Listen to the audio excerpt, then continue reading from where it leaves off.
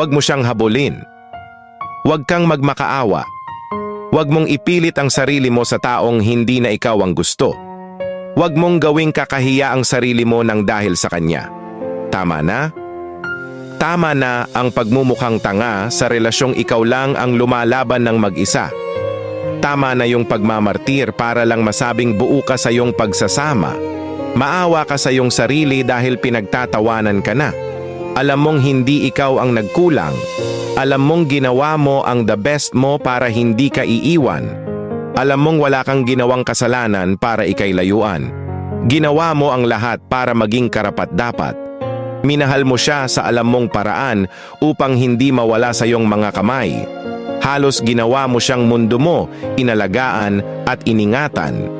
Ngunit hindi siya marunong makontento sa mga bagay na kinakaya mo para lang mapasaya siya. Itigil mo na, hindi mo deserve yan.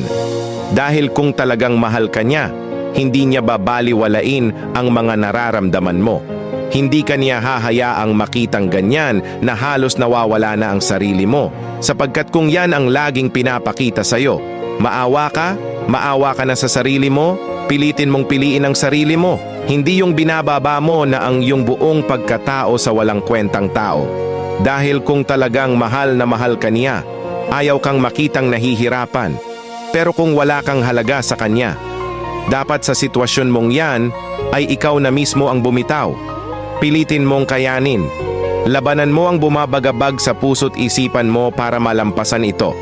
Dahil sa kwento ng buhay mo, hindi ikaw ang talo. Hawak mo ang buong katotohanan. Hindi ka na unang nagloko. Hindi ikaw ang nagtaksil.